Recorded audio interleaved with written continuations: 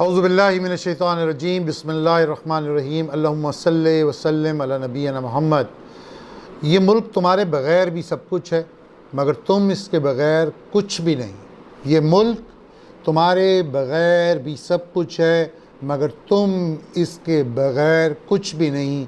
ये जुमला तमाम सियासतदानों पे, तमाम जजों पे, तमाम जर्नलों पे, तमाम के तमाम टाइकॉन्स पे जो सहाफ़त में या किसी भी इदारे में उन सब पे सादिर आता है। ये मुल्क सब कुछ है। हालात उस जगह पे जा रहे हैं और उस जगह पे हम ले के जा रहे हैं जहाँ पे गद्दारी के मेडल लोगों को तमगे लगना शुरू हो गए हैं। पहले किसी को गद्दार कहा जाता था तो ऐसे लगता था जैसे उसको बहुत बड़ी गाली दी गई है, मगर अब आपने गद्दारी के सर्टिफिकेट इतने ज़्यादा बांटने शुरू कर दिए हैं कि अब लोगों को वो मेडल लगने शुरू हो गए। काश जो कुछ हुआ मज़ार कायद पे, मैं ना उसकी तायीद करता हूँ ना उसके बारे में बुरा बोलता हूँ, मगर एक बात ज़रूर याद रखिएगा, जो कुछ मज़ार कायद पे हुआ, काश 9 जुलाई 1967 की रात से पहले जिसको आप मादरे मिल्लत कहते हैं फ़ातिमा जिन्ना, उनके लिए किसी जेंटलमैन कैडेट ने, किसी कैप्टन रिटायर्ड मलिक सफदर अवान जैसे सजीले और बांके शख्स ने ये नारा लगाया होता कि मादरे मिल्लत जिंदाबाद और वोट को इज़्ज़त दो, तो जहां आज हम खड़े हैं, आज हम वहां खड़े ना होते। पस्तियों की जिस तह के अंदर ये कौम पड़ी है, कभी भी ये कौम पस्तियों की उस तह में ना होती। अगर किसी ने 1967 9 जुलाई जिस दिन फ़ातिमा जिन्ना का इंतकाल हुआ या उन्हें कत्ल किया गया, क्योंकि रात वो एक फ़ंक्शन से वापस आई सेहतयाब और सुबह वो उनकी वफ़ात हो गई, उसके बारे में बहुत ज़्यादा कॉन्स्पिरेसीज़ हैं, बहुत ज़्यादा बातें हैं, मैं मुतहम्मिल नहीं हो सकता। मगर जब जब मैं फ़ातिमा जिन्ना को पढ़ता हूँ तारीख़ के अवराक़ में और मुजीबुर रहमान को उनके पीछे खड़ा देखता हूँ, तो मुझे महसूस होता है कि यकीनन हमसे गलतियाँ हुई, कोताहियाँ हुई और इतनी फाश गलतियाँ हुई जिसका खमियाज़ा ठीक 4 साल के बाद 1971 के अंदर हमने इस मुल्क को दो टुकड़े होते हुए देखा, जहाँ 90,000 बांके सजीले जवानों ने सरेंडर किया। दिसंबर की वो रात किसी भी पैट्रियट पाकिस्तानी को नहीं भूलती।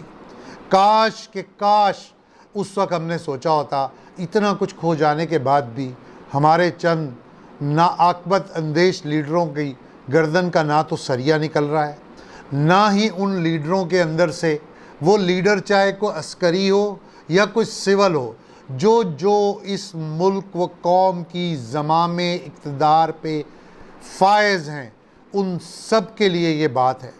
काश आप सोचें कि ताकत रेत की तरह होती है, इसको जितना ज़ोर से दबाएंगे ये रेत आपके हाथों से उतनी ही निकलती जाएगी। आज का दिन सोशल मीडिया का दौर है, आज का दौर व्हाट्सएप का दौर है, आज का दौर फेसबुक, यूट्यूब और पता नहीं ट्विटर और क्या कुछ का दौर है। आप लोगों की आवाज़ को नहीं रोक सकते। मेरे जैसे पैट्रियट लोग, मेरे जैसे लोग जो फ़ौज से मोहब्बत करते हैं, जब भी कोई फ़ौजी जवान या जब भी कोई फ़ौजी अफसर शहीद होता है, उस माँ के सजीले बेटे को देख के दिल खून के आंसू रोता है। मगर खुदा के लिए आप सोचिए कि क्यों नहीं नेवी के चीफ़ को गाली पड़ रही, क्यों नहीं एयरफोर्स के चीफ़ को गाली पड़ रही। आप तो इस हद तक बाइस्ड हैं कि एक शख्स जो गद्दार था, जो आइन शिकन था, जिसने इस मुल्क के आइन को रौंदा पैरों तले, उसको इस मुल्क की सबसे बड़ी अदलिया गद्दार कहती है और आप उसे मानने को तैयार नहीं और आप उस पर पाबंदियाँ लगाते। खबरदार किसी ने हमारी टीम के किसी बंदे को गद्दार कहा, अल्लाह का वास्ता है इस मुल्क को मज़ीद टुकड़े होने से बचाइए। खुदा का वास्ता है आंखें खोलिए। काश खान साहब आपने सारी पार्टियों का गंद जमा करके हुकूमत में आप ना आए होते, आप अपनी सोलो फ्लाइट पे आए होते, आप अपनी 22 साल की मेहनत और इस्तकामत पे आए होते। हालात तो ये हैं कि आपकी हालत ये है कि एक जलसे से आपको इतनी तकलीफ़ पहुंची कि गली के लौंडों की तरह आप मुंह पे ऐसे हाथ फेर के यूं यूं करके कह रहे हैं कि मैं फ़लाँ को भी नहीं छोड़ूंगा, मैं फ़लाँ को भी नहीं छोड़ूंगा। हमने आपको कहा था आप छोड़ दें, या इस पाकिस्तान की आम आवाम ने कहा था आपको छोड़ दें? आपने खुद NRO दिए, और आप चूँकि कुछ साबित नहीं कर पा रहे थे, तो आपने अपने गले का ढोल उतार के पिछले 2 साल से जिस हकूमती अहलकार से, हकूमती लीडर से, वज़ीर से, मुशीर से बात करो, वो पिछले सालों की गिनती गिनाता है। भाई आपने क्या किया? काश आपने ये दाढ़ी पे हाथ ऐसे फेर के चीनी चोरों को कहा होता तुम्हें नहीं छोड़ूंगा और जहांगीर तरीन तुम्हें वापस लेके आऊँगा, चाहे तुम मेरे दोस्त थे, वर्कर थे। काश आपने ऐसे हाथ करके कहा होता कि BRT के मंसूबे को लटकाने वाला, तबाह बर्बाद करने वाली टीम को नहीं छोड़ूंगा। काश आपने यूँ करके कहा होता कि FBR का चेयरमैन जो दौड़ गया भगोड़ा, उसको नहीं छोड़ूंगा। काश आपने इस्लाह अपने घर से शुरू की होती। आपके हाथ से ना सिर्फ हुकूमत जा रही है, आपके हाथ से आपकी क्रेडिबिलिटी भी चली गई। और ताकतवर इदारों को ये बात समझनी चाहिए कि एक आम टिकटॉकर को, एक आम शख्स को थप्पड़ मार के गाड़ी में बिठाने के बाद जब वो रिहा होता है, तो इस कौम का गुस्सा आपके तहीं इतना बढ़ चुका है कि वो उसकी फ़ैन फॉलोइंग मिलियंस में चली जाती है। अल्लाह का वास्ता है, इस मुल्क के लिए होश के नाखुन लें। चारों तरफ से हम घिरे हैं दुश्मनों में। हिंदुस्तान, भारत हमारे पीछे लगा हुआ है। हर वक्त उसकी प्रोपेगेंडा मशीनरी हमारे ख़िलाफ़ प्रोपेगेंडा कर रही है। आप मज़ीद इल्ताफ़ हुसैन बनाने के मुतहम्मिल नहीं हो सकते। पीर साहब पगाड़ा ने कहा था कि इस्टेब्लिशमेंट के ताबूत में आखिरी कील पंजाब से ही ठोका जाएगा। वो वक्त आ गया है। हम जैसे लोग जो अपनी खाक से भी मोहब्बत करते हैं, अपनी खाकी से भी मोहब्बत करते हैं, हमारी रातों की नींदें उजड़ी हुई हैं आपके गलत फ़ैसलों की वजह से। आप खान साहब, आपके जो दोस्त, आपके जो फॉलोवर्स इखलाक से गिरी हुई पोस्टें लगाते हैं, एक बड़ा तबका है जिसने आपसे और आपकी पार्टी से उनको मुतनफ़र कर दिया है।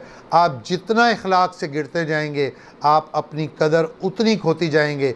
अब भी वक्त है कि आप अपनी चरपाई के नीचे डांग फेरें, सफाई अपने घर से शुरू करें, जो दस्तयाब हैं उनसे माल निकलवाएं, ना कि आप सारी तवानाइयाँ, आपसे कुछ हुआ नहीं 2 साल के अंदर सिवाय इसके कि आपने दशनाम तराजियाँ की। खुदा का वास्ता है, अब भी वक्त है, इस कौम के हाल पे रहम कर दें। इस कौम के अंदर इस वक्त रियासत के अंदर रियासत नहीं, रियासत के ऊपर रियासत है, और ये ज़्यादा देर कायम नहीं रहेगी। ये रियासत के ऊपर रियासत का अब जाने का वक्त है। प्लीज़ होश के नाखुन लें, अपनी इज़्ज़त और नामूस को बचाएं। तमाम इदारे, तमाम सरबराहान, अल्लाह करे ये वतन सलामत रहे, ताअबद सलामत रहे, क़यामत की सुबह तक तरक्की करे और सलामत रहे। पाकिस्तान जिंदाबाद।